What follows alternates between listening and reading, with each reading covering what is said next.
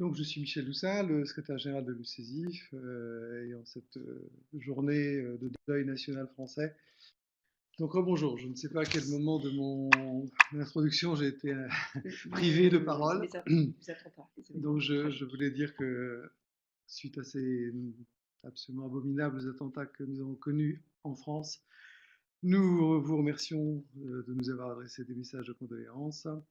Et nous avons tout à fait l'intention de continuer cette relation d'amitié et de la construire de façon encore plus solide entre nos deux continents, car c'est dans cette construction d'une compréhension, d'une fraternité, que nous pouvons surmonter ce genre d'épreuves et surtout couper la racine les raisons qui amènent une partie de la jeunesse à se radicaliser dans un désespoir qui se comprend mais qui n'excuse nullement. Ceci dit, j'enchaînerai en vous disant que la thématique de la responsabilité sociale des entreprises est exactement dans ce sujet-là.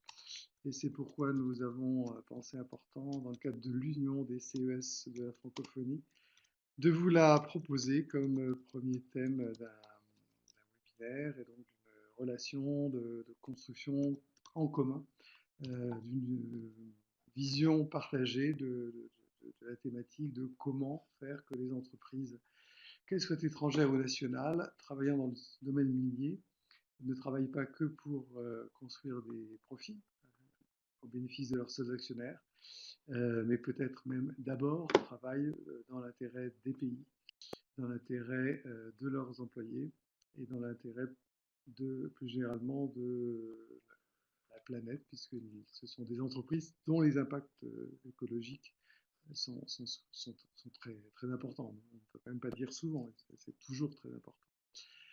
La responsabilité sociale des entreprises, je vous présenterai dans un instant les partenaires de RSE et PED. C'est un sujet que mon intérêt personnel et ma conception, notamment des relations entre mon pays et le reste du monde, mon pays, la France, m'a amené à creuser pendant les diverses années, notamment dans les fonctions d'ambassadeur de mon pays, de la République française, chargé de la diplomatie dans le domaine de la responsabilité sociale des entreprises, sociale ou sociétale. Pourquoi? Parce que s'il est un sujet qui aujourd'hui s'affirme comme éminemment à la fois préoccupant et potentiellement porteur d'espoir, c'est d'orienter cette puissance fantastique que représentent les entreprises multinationales ou les grandes entreprises, les orienter vers la construction d'empreintes positives au plan social, au plan de la société en général dans laquelle elle s'insère et au plan de l'écologie.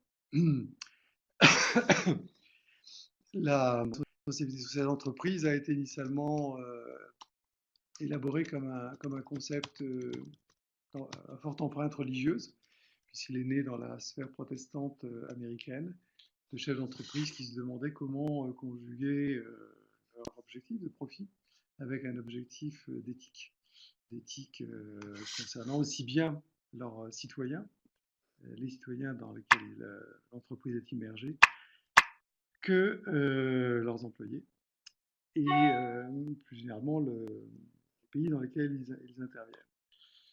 Cette époque a été très fertile, donc, pendant une cinquantaine d'années, jusqu'à ce que, au tournant du XXe et du XXe siècle, cette approche volontariste, généreuse en quelque sorte, non-profit plutôt, comme disent les anglo-saxons, se trouve un peu confrontée à la réalité, savoir que ce discours était minoritaire dans le monde de l'entreprise et que un trop grand nombre d'entreprises ne continuaient de voir d'intérêt que dans la construction de leurs profits. Et que les dégâts en termes sociaux sur l'environnement citoyen et l'écologie pouvaient être considérables. Et il y a eu, à la fin du XXe siècle, une série de grandes catastrophes industrielles qui ont démontré, notamment dans le domaine pétrolier, avec les naufrage de navires choisis parce qu'ils avaient un coût très faible pour ceux qui les affrétaient et offraient à bord des conditions et techniques et sociales vraiment déplorables, avec des équipages venant de pays lointains et qui étaient traités quasiment comme des esclaves. Ces catastrophes pétrolières ont fait réfléchir et ont amené un Africain éminent qui s'appelle Kofi Annan, juste avant le passage au XXIe siècle, a déclaré qu'il fallait que les organisations internationales, et donc les États, reviennent sur ce sujet qu'ils avaient délaissé pendant les 50 années précédentes et élaborent des normes, élaborent des règles et aident surtout les pays, les États, à eux-mêmes se doter de la capacité à avoir de telles normes, et en particulier dans le domaine minier, des codes miniers. Donc l'enjeu est clair. Il s'agit, en ce début du XXIe siècle, de continuer cet effort de réflexion et d'élaboration de nouvelles règles du jeu lancé par cet éminent africain, qui a été ensuite suivi par beaucoup de monde. C'est devenu un projet porté aussi bien par le Conseil des droits de l'homme des Nations Unies que par l'OCDE, par le Bureau international du travail, chacun ayant élaboré des normes, la Banque mondiale, sa filiale, la Société financière internationale, j'en passe. Des grandes branches industrielles se sont elles-mêmes engagées dans l'élaboration de normes collectives. Mais ce qui jusqu'à présent a été négligé de certaine manière, c'est le niveau État.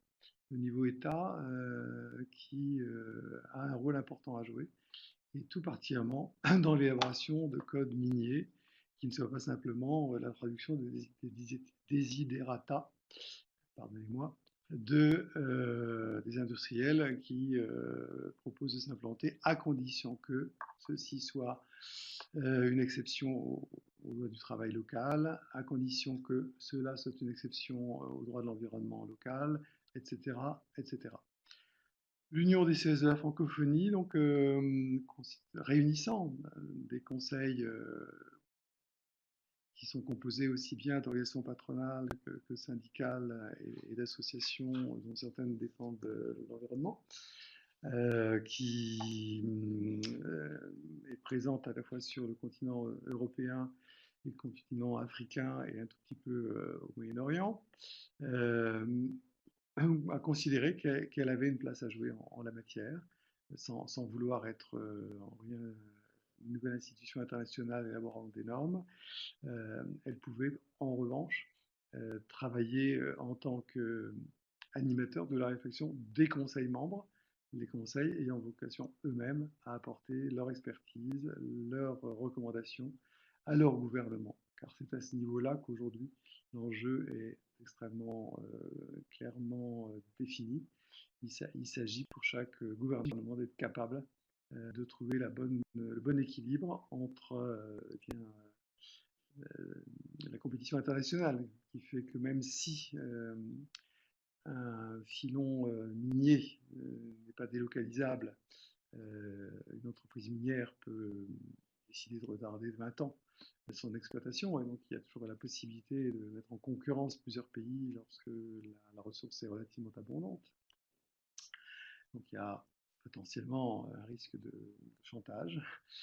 Donc trouver le bon équilibre entre ce qu'il faut concéder aux entreprises pour qu'elles acceptent de venir et ce qu'il ne faut surtout pas concéder, c'est-à-dire les questions fondamentales qui se permettent de défendre les intérêts d'une nation dans sa globalité.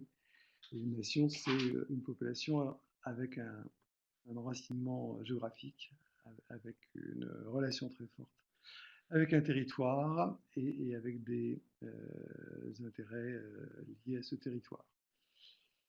La mine est typiquement l'un des sujets forts à cet égard. Potentiel considérable pour le développement de certains pays. Pour certains pays, c'est actuellement 80% ou 90% des exportations. C'est plus de 50% des recettes budgétaires de l'État. Donc l'enjeu est là. Il n'y a pas toujours encore dans les ministères l'expertise technique qui permet justement de travailler sur une optimisation de ces codes miniers. Et nous allons essayer d'aider chacun des participants à ce webinaire interactif par définition à se poser des questions qui lui permettront lui-même de cheminer dans la meilleure compréhension du sujet et dans la recherche des moyens de fournir à son gouvernement les bonnes informations. Alors, le partenaire que l'UCESIF a choisi comme acteur et qui est actuellement pour l'un des deux animatrices à côté de moi, Joël Bourrier, c'est RSE et PED. Une présentation écrite vous a été adressée. J'ajouterai que moi-même, je connais cette association depuis peut-être une dizaine d'années, presque 10 ans, que j'avais été immédiatement séduit par la compétence des deux fondatrices. L'une, Joël, a fait une école de commerce importante, celle de Rouen, qui s'appelle Neoma Business School aujourd'hui. Elle a été dans des responsabilités dans des entreprises importantes comme Unilever pendant presque vingtaine d'années, en tant que notamment chef de marque, et puis depuis 2012, consultante en matière de RSE, travaillant en particulier pour une très très grosse entreprise mondiale. En ce qui concerne Chantal Broyer, la sœur cadette, qui est en Bretagne, alors que Joël vit à Shanghai. Actuellement, c'est un ingénieur télécom qui apporte un regard très différent sur ces questions-là. Et elle a 17 ans d'expérience dans les entreprises du secteur équipementier. Ces deux personnes ont eu l'idée, il y a maintenant une petite dizaine d'années, de lancer une newsletter, un site pour alimenter en français, alors que jusqu'à présent toute la littérature était exclusivement en anglais sur la RSE, un site dédié à la question de en quoi la RSE peut-elle contribuer au développement, d'où le titre RSE et développement. Personnellement, en tant que, à l'époque, chargé de mission à la direction des affaires économiques du ministère des Affaires étrangères, puis ambassadeur chargé des droits de l'homme, j'ai découvert cette initiative, je l'ai suivie, j'ai participé à une partie de sa conception, au moment où on me posait des questions, et puis je l'ai présentée à l'Agence française de développement, et là, un certain nombre de hauts responsables ont trouvé que c'était une idée excellente, et que les personnes en question avaient la compétence qui allait permettre de jouer sur cela. Depuis, RSEPED a développé un gros réseau, en particulier en Afrique, de relais, de participants, d'inspirateurs. Et donc, cette fondation vient maintenant une petite décennie, a pris une véritable dimension, en tout cas transcontinentale, et fait que nous, UCESIS, nous sentons très très à l'aise, puisque nous sommes dans un espace partagé entre plusieurs continents. Je disais il y a l'instant, Joël travaille beaucoup en Asie, et donc ça aide à avoir un regard un peu distancé et enrichi par cette expérience asiatique. Voilà. J'étais déjà trop long, mais je pensais que c'était important de vous dire pourquoi la RSE, pourquoi RSE et PED, et pourquoi la thématique particulière du secteur minier. Compte tenu des circonstances que nous vivons en France, je ne vais pas pouvoir être en permanence dans la salle où se déroule la partie française du webinaire. Vous pouvez comprendre pourquoi. Nous avons pas mal de dispositions à prendre actuellement pour toutes les autorités publiques en France. En outre, nous allons avoir un changement de présidence qui va avoir lieu le 1er décembre en ce qui concerne le CES français, le CESE français, et en tant que responsable de l'international, je dois m'occuper aussi vos parties. Vous savez aussi qu'il y a la COP 21 qui est dans quelques semaines et qui est confirmée. Et l'UCESIF organise un événement le 1er décembre au Bourget. Ça fait que je suis un tout petit peu occupé ces jours-ci, mais je passerai régulièrement dans la salle pour m'assurer que tout se déroule bien, comme j'en suis persuadé, mais il est mon devoir de garder un œil dessus. Voilà, je passe la parole à Joël Bourrier. Merci Michel, merci beaucoup pour cette introduction. Donc merci à vous tous pour être avec nous. Alors tout d'abord, je voulais m'assurer que donc les membres du CES Côte d'Ivoire nous entendaient bien ou pas. Sinon, on a l'opportunité peut-être de parler dans un autre micro. Voilà. Donc est-ce que vous pouvez enfin, donc aux personnes de Côte d'Ivoire, est-ce que vous pouvez nous mentionner? Oui, on vous a entendu mieux que M. Doussin tout à l'heure, donc je pense qu'il était éloigné du micro. D'accord. Bah écoutez. Ok. Bah écoutez, alors on essaie on continue comme ça. Alors je reprends la parole. Donc merci beaucoup. Ensuite, donc je suis Joël de RSE Développement. Je vais faire une présentation un peu plus tard. Pour l'instant, en fait, dans un premier temps, nous allons laisser la parole donc à Moussa Silla, que je vais introduire brièvement. Donc, docteur Moussa Silla, qui est l'administrateur de Géomine, qui est une société de conseil et d'ingénierie minière implantée au Sénégal et donc avec une compétence dans beaucoup de pays d'Afrique. Et qui était auparavant, qui a eu des responsabilités donc en particulier le ministère qui s'occupe des mines au Sénégal. Donc une très grande expertise minière. Et nous aurons aussi donc au téléphone, je pense, Priscille, Madame Priscille Zongo, qui est directrice administrative et financière de la Chambre des mines du Burkina Faso, c'est-à-dire l'association professionnelle des entreprises minières au Burkina Faso. Voilà, donc elle nous rejoindra tout à l'heure, nous la prendrons au téléphone. Voilà. Alors, pour l'instant, on va laisser donc Monsieur Moussa Silla juste. Ah oui, Chantal a un petit problème de micro, donc avec Monsieur Moussa Silla en train d'arranger.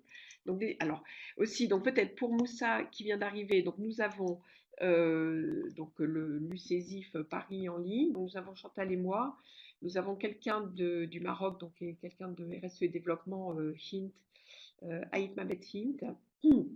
Et après, donc nous avons 10 personnes du Conseil économique et social de Côte d'Ivoire. Voilà. Alors, Chantal est en train d'essayer d'arranger le problème de micro donc de Moussa. Juste, Moussa aussi, ce qu'on souhaitait, c'était interrompre, peut-être faire une coupure dans votre présentation après la deuxième partie pour laisser les personnes poser des questions. Et aussi pour poser les questions, peut-être ce qui est peut-être plus simple, si c'est simple si ça fonctionne pour donc nos participants du côté Côte d'Ivoire, ça serait de décrire vos questions en fait, d'écrire votre question dans la boîte de conversation plutôt que de prendre la parole. Enfin, ça peut être une manière plus rapide, comme ça, de prendre les questions et moi je les retranscrirai. Voilà. Alors, on attend 2 secondes, ou sinon après ce que je propose, c'est que si jamais on avait un souci momentané, je ferai ma présentation. Décidément, on n'a pas de chance ce matin. Je crois que c'est la situation française qui nous submerge un peu tous. On attend juste avec Moussa, Monsieur Moussa Silla. Voilà. Alors, je vais peut-être, pendant ce temps-là, je vais peut-être continuer d'introduire le webinaire. Donc, Monsieur Moussa Silla va nous donner un aperçu en fait du secteur minier en Afrique francophone. Quels sont les défis de ce secteur? Quelles sont les perspectives pour l'Afrique de développement de ce secteur? Ensuite, donc Priscille Zongo donnera le point de vue d'une association professionnelle et de ses membres, donc des entreprises. Quels sont les enjeux, les défis des entreprises minières quand elles s'implantent en Afrique et quels sont aussi les enjeux en termes de RSE, responsabilité sociale des entreprises, et comment ces entreprises surmontent ces enjeux. Et moi, je vous ferai une présentation, donc une introduction sur la RSE, une introduction aussi sur les défis RSE du secteur minier en Afrique. Et après, donc une brève introduction sur la RSE du secteur minier en Afrique. Voilà.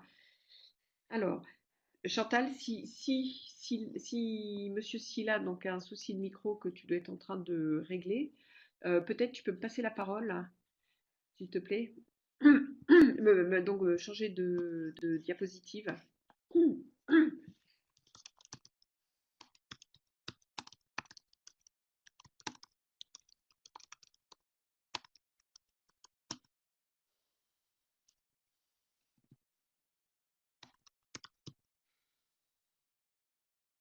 Alors,